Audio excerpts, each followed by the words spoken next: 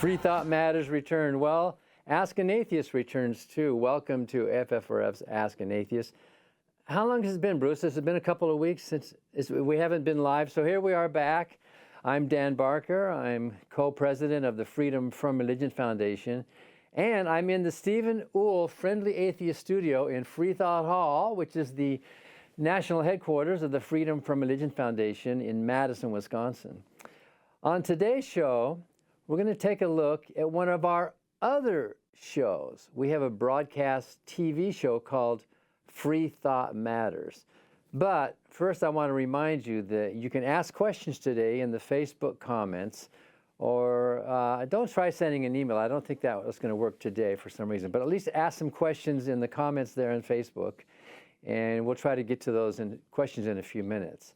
Our show is called Ask an Atheist, but we have a question for you first.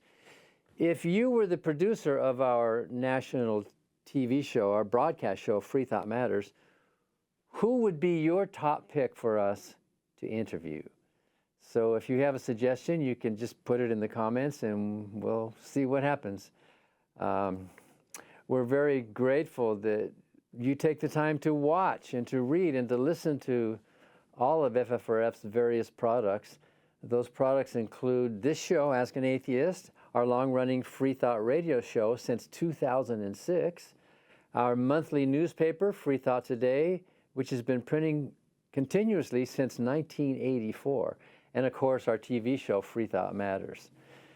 This Labor Day weekend begins our 5th season, airing on a nationwide network of TV stations, covering about 30% of the U.S. population, mostly airing on Sunday mornings. You can see there where if you happen to live in that area, in that metropolitan market, you'll be able to watch us live on Sunday morning. We like to call it the unsermon while you're sleeping in on Sunday morning.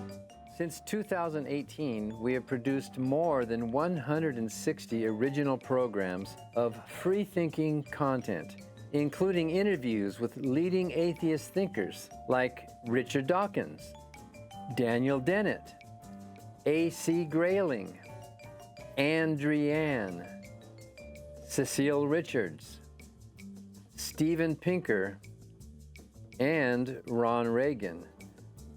Also, enlightened politicians include U.S. Representatives Jared Huffman, Hank Johnson, Jamie Raskin, and Eleanor Holmes Norton. We also interviewed entertainers such as Ed Asner, Julia Sweeney, John Huertas, John Davidson, and Ben Sidran. So, let's take a peek at what's coming up in this season of Freethought Matters. Kate Cohen is a columnist for the Washington Post. Last July, in the wake of all the recent bad Supreme Court decisions, Kate Cohen wrote a piece entitled, "As the Court Forces Christianity on America, It's Time for Atheists to Speak Out." Here's a little bit of her interview with us where she talks about her inspiration for that piece.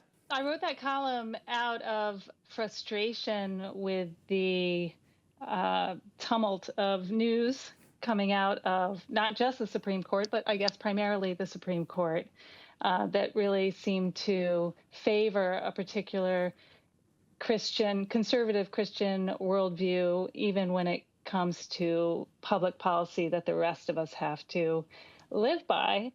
And I think all of us are trying to figure out how to respond, what actions we can take.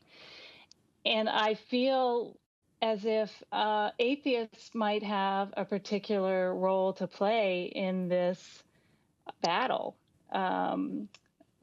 for what's right in American public life, and in preserving the separation of church and state. Cohen. Randa Black is an actor. She's an entertainer from Central Florida who was awarded FFRF's Nothing Fails Like Prayer Award at last year's convention in Boston.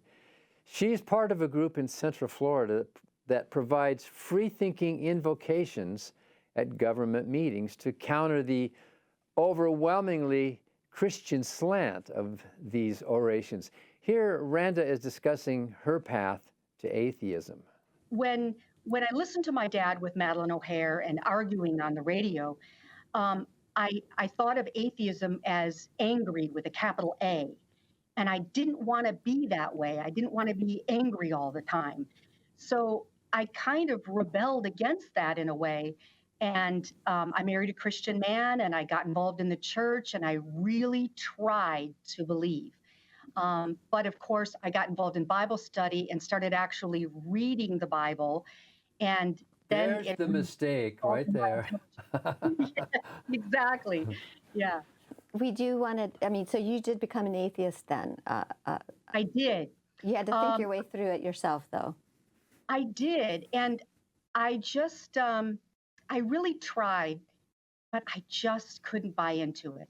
And I wanted to be one of the group, but now it just, I'm free of that. It was just in the past year or two that I actually started calling myself an atheist. I always said I was agnostic, but I've been atheist for a really long time, and now it's freedom. You've probably seen Randa Black in some movies and on some TV shows and that. She was very refreshing to speak with. By the way, Freethought Matters is co-hosted by me and Annie Laurie Gaylor, who's usually in this other chair here. Anthea Butler is the chair of religious studies at the University of Pennsylvania. She's the author of many books examining the Black experience with religion. Her latest book is called White Evangelical Racism, a no-holds-barred examination of how white Christian nationalism is taking hold in the church. Here on Freethought Matters, she is describing the process of whitening Christianity. And they're Black evangelicals, they're Latino evangelicals, they're Asian American evangelicals. Yes, absolutely.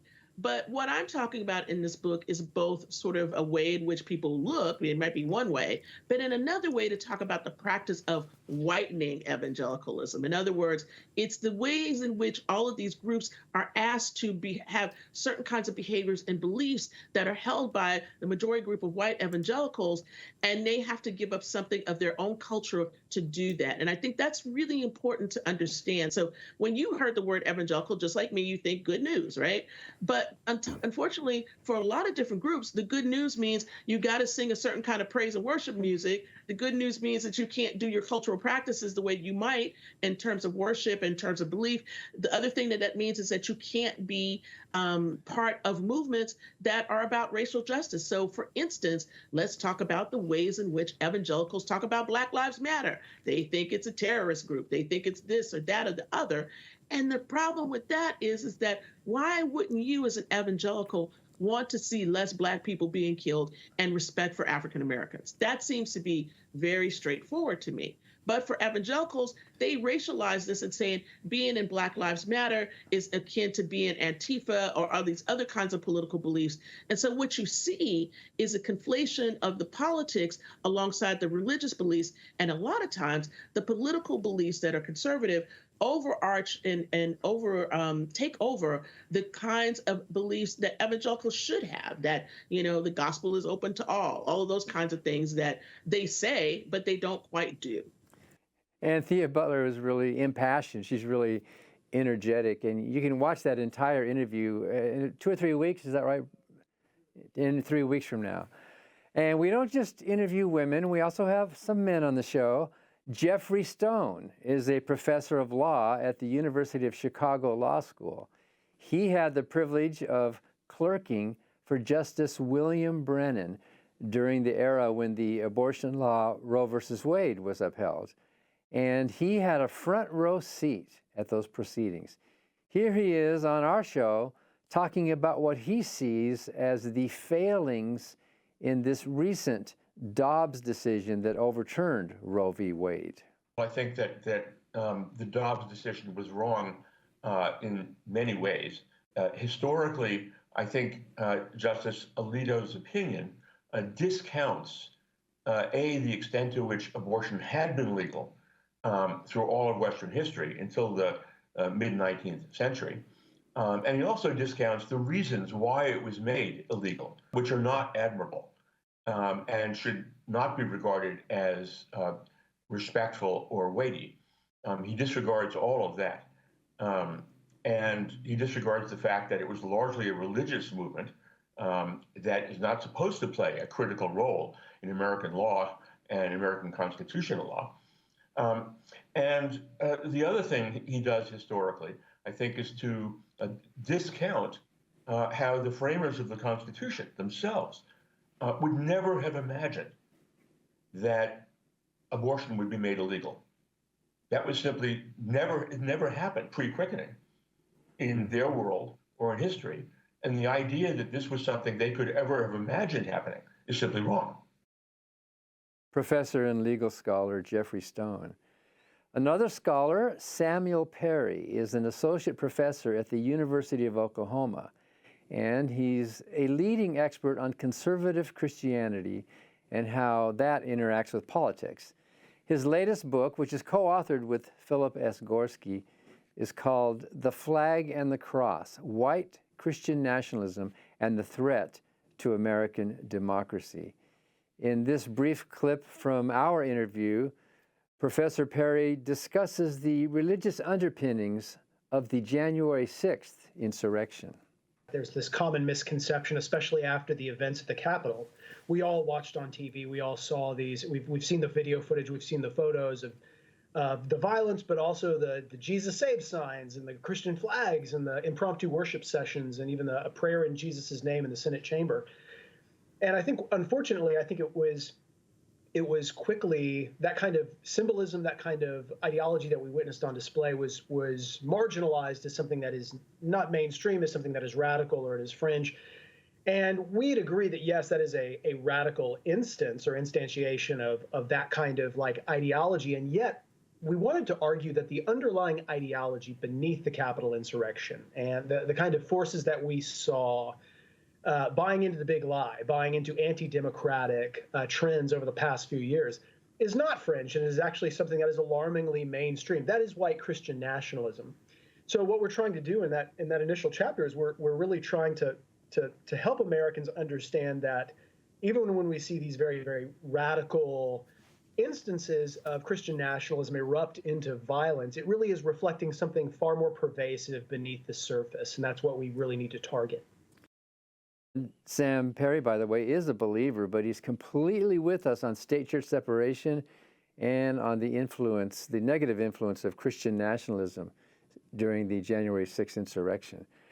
And last for today, last of the shows that we pre-recorded for this upcoming season, but certainly not the least, is Jim Hightower. He's the legendary Texas politician, broadcaster, author, and progressive gadfly. He's been doing this for over 4 decades. Jim Hightower will be speaking at FFRF's 45th National Convention in San Antonio in October, but we'll say more about that later. In this clip from our Freethought Matters interview, Jim discusses the mood of the populace. So we know you're not really the love child of Mother Jones and Will Rogers. I'm not sure. Well, who knows? Yeah. But like Mother Jones, you do say you are mad as hell. Why are you mad as hell? Because the powers that be are running roughshod over us. They think they're the top dogs, and we're just a bunch of fire hydrants out here in the countryside. They can do their damnedest with, and we see that in the workplace. We see it in the political sphere. We see it in religion. We see it in all aspects of our lives, and that is part of the great divide.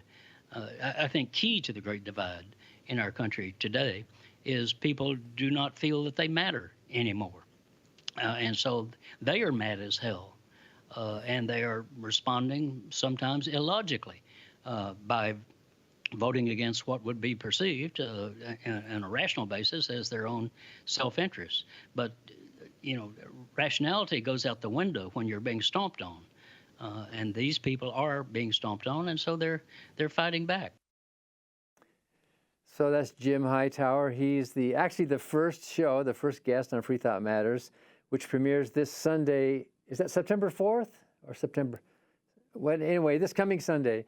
So check your local listings if you live in that area. You can watch the show live on TV. Jim Hightower will also be the opening speaker at our annual convention in San Antonio, October 28th through 30th, where we will indeed be, as he says, fighting back. The theme for this year's convention is Do Mess with Texas.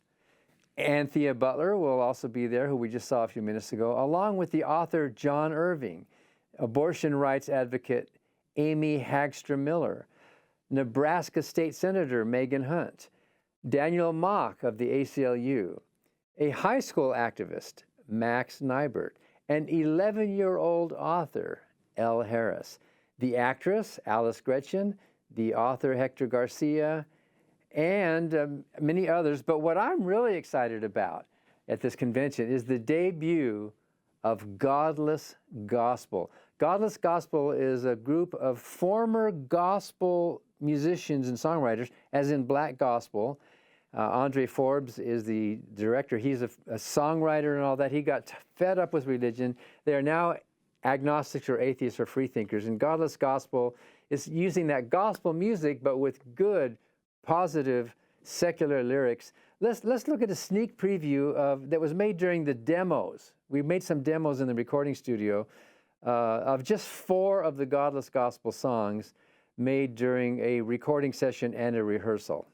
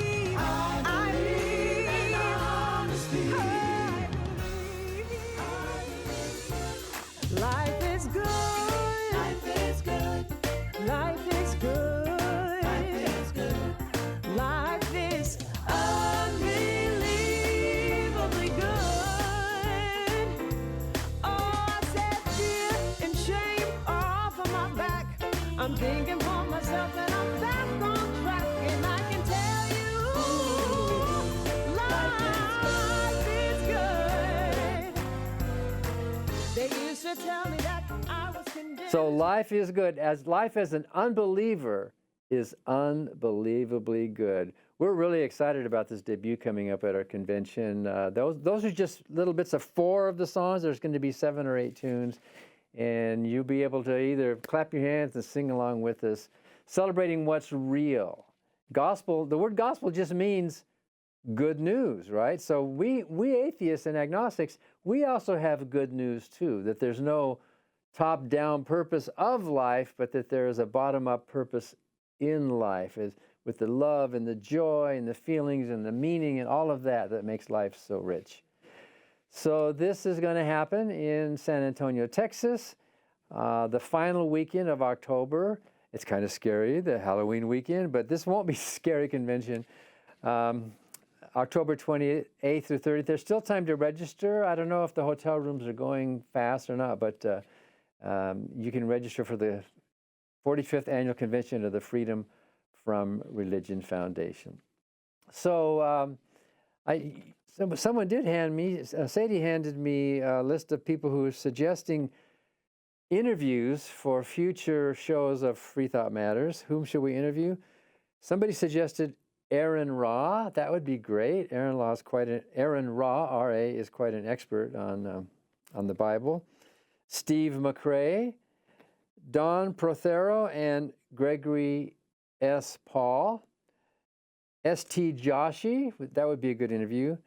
And Yuval Noah Harari. Well, thank you very much. We're always looking for interesting people to talk with. Do want to contact us, send us an email at info@ffrf.org, and or else tune in next week for and put it in your comments to Facebook. Thank you for watching, and this concludes Ask an Atheist for this week. And thank you for joining us. Again, let me remind you, you can watch the Freethought Matters actual broadcast on TV stations around the country on Sunday mornings, or we also put it up on a YouTube page, FFRF's YouTube page, Freethought Matters Facebook channel, also on a Facebook channel. And we have a radio show. You can check out Freethought Radio, which is our weekly radio show, which also becomes a podcast. Our guest this week is Adam Cohen. He's one of the authors of a new study that appeared in the journal Perspectives on Psychological Science. The study is called, Is Religion Special? You might be surprised at some of their findings. And if you want more information about the Freedom from Religion Foundation, you can visit us at ffrf.org. We'll see you next week for more Ask an Atheist.